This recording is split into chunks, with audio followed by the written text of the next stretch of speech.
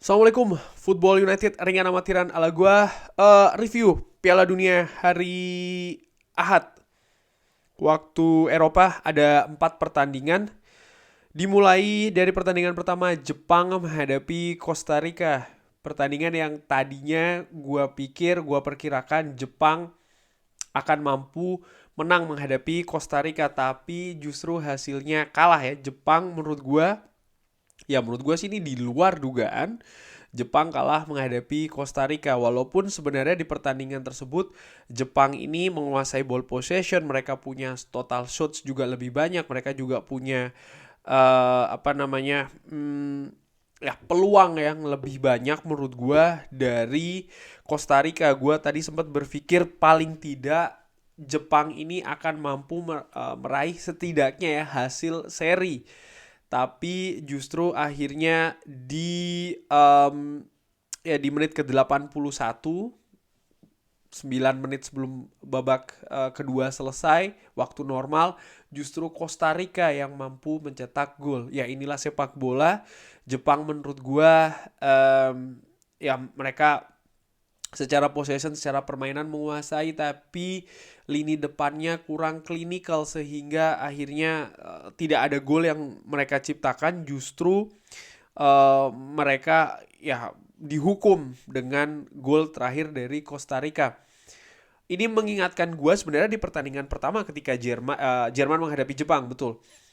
Artinya Jerman berusaha untuk mencari gol kedua, mereka tidak bisa mendapatkannya, mereka terus berusaha menyerang ya kan, tapi tidak berhasil. Di sisi lain Jepang sabar melihat mencari kesempatan, mereka mendapatkan 2 gol. Kali ini justru Costa Rica yang walaupun di pertandingan pertama kalah telak menghadapi Spanyol, tapi menurut gue ini kejutan nih, mereka mampu mengalahkan Jepang. Di pertandingan kedua, Belgia menghadapi Maroko. Maroko tampil luar biasa, menang 2-0 menghadapi Belgia.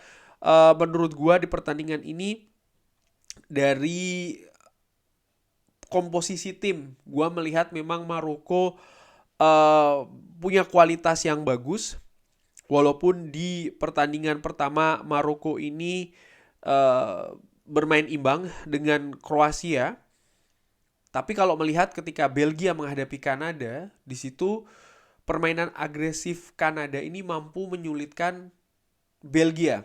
Hanya saja menurut gue di atas lapangan, di atas kertas ya, Belgia ini secara kualitas masih lebih bagus daripada Kanada pada saat itu. Nah, ketika menghadapi Maroko yang secara individu maupun secara kolektif kualitasnya setara atau bahkan ada di beberapa sisi lebih bagus daripada Belgia, Belgia kerepotan.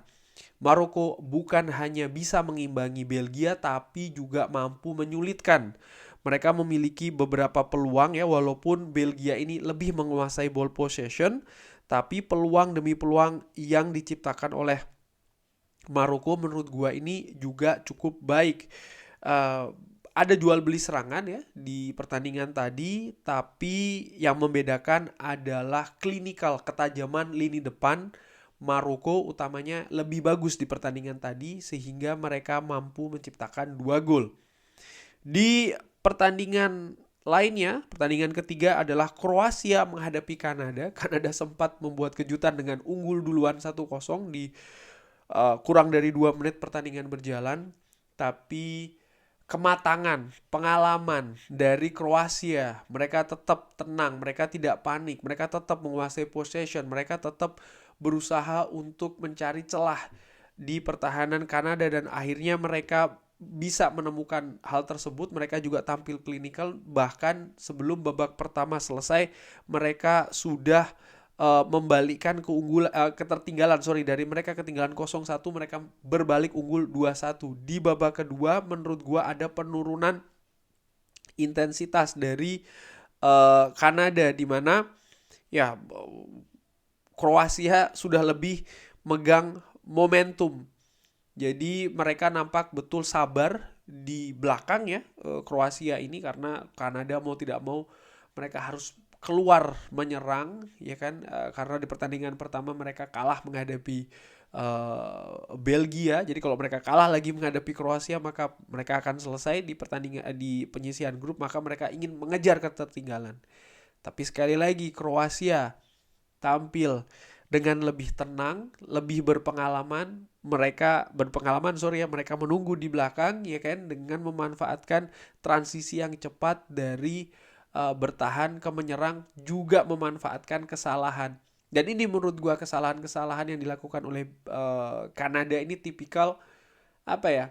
Ya pengalaman sih menurut gue yang berbicara di sana. Bahkan akhirnya Kroasia berhasil mencetak 2 gol tambahan di babak kedua. Bahkan gol terakhir itu merupakan kesalahan yang sangat-sangat fatal dari pemain belakang Kanada. Dan akhirnya Kroasia menang dengan skor 4-1. Dan di pertandingan terakhir hari ini, yang tadi sempat gue live commentary, terima kasih yang sudah bergabung. Jerman menghadapi Spanyol 1-1. Menurut gue dalam tanda kutip ini merupakan big match ya hari ini, karena kedua tim tentu saja punya sejarah yang cukup besar di sepak bola, di Piala Dunia khususnya. Spanyol menurut gue tampil rapi di pertandingan tadi. Di babak pertama utamanya tampil dengan pergerakan yang sangat cepat.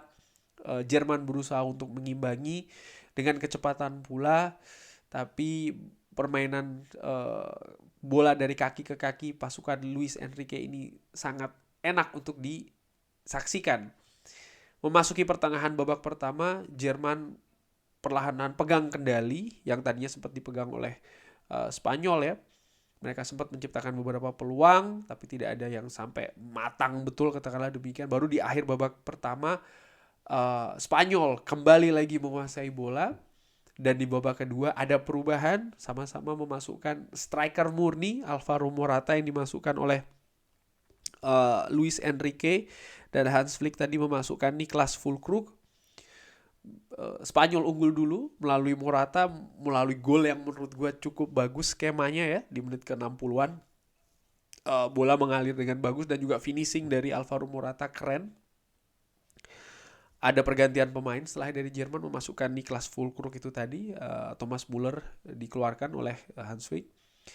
Dan ya, Niklas Füllkrug yang menyamakan kedudukan 1-1. Tapi menurut gua kunci pergantian itu ada dari Ilkay Gundogan yang ditarik, digantikan oleh Leroy Sané yang merubah agresivitas dan juga ketajaman lini depan dari Jerman.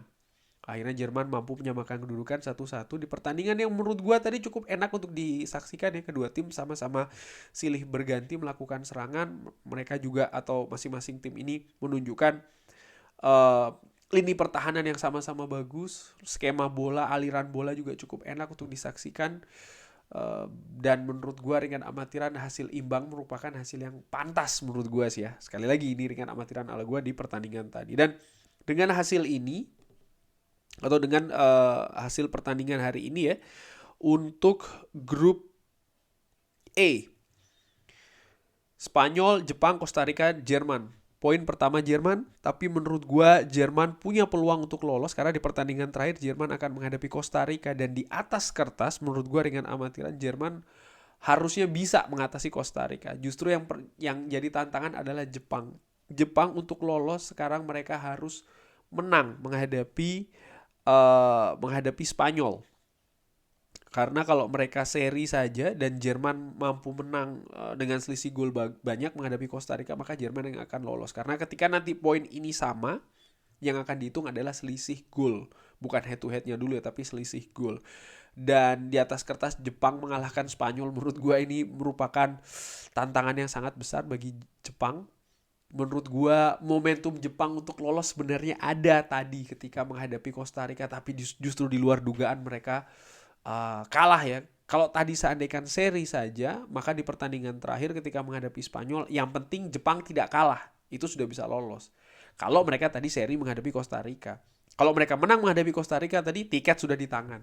Tapi justru mereka kalah, sehingga sekarang posisi Jepang ini justru yang jadi sulit. Kalau dihitung-hitung persaingan Jepang, Jerman dan juga Spanyol. Spanyol tentu saja posisinya yang paling baik untuk lolos. Kemungkinan lain pun tetap ada, semisal Jepang menang menghadapi Spanyol dan Costa Rica menang menghadapi menghadapi Jerman ya, maka yang akan lolos Jepang dan juga Costa Rica. Masih banyak kemungkinan, cuman menurut gua sekarang ini posisinya sulit bagi Jepang ya. Sekali lagi, kemungkinan itu masih ada banyak ya, tapi menurut gua prediksi dengan amatiran posisi Jepang yang akan sulit. Jerman nampaknya punya peluang lebih besar untuk lolos dengan Spanyol. Lalu di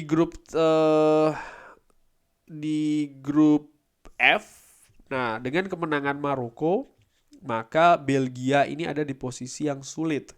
Karena di pertandingan terakhir akan menghadapi Kroasia. Di atas kertas, kalau Maroko mampu menang menghadapi Kanada di pertandingan terakhir, maka Maroko akan pegang satu tiket ke babak knockout. Sementara Kroasia menghadapi Belgia, Belgia menurut gue harus menang menghadapi Kroasia. Ini akan jadi partai yang menentukan bagi Belgia. Tapi melihat performa mereka ketika menghadapi Kanada dan juga Maroko, menurut gue Kroasia punya peluang untuk menyulitkan Belgia di pertandingan terakhir. Kurang lebih demikian review pertandingan hari Ahad. Terima kasih sudah menyaksikan. Terima kasih juga tadi yang sudah gabung di live commentary ya. Spanyol menghadapi Jerman. Yang belum bergabung bisa ikut di live commentary selanjutnya. Terima kasih sudah menyaksikan. Jangan lupa like, subscribe. Wassalamualaikum warahmatullahi wabarakatuh.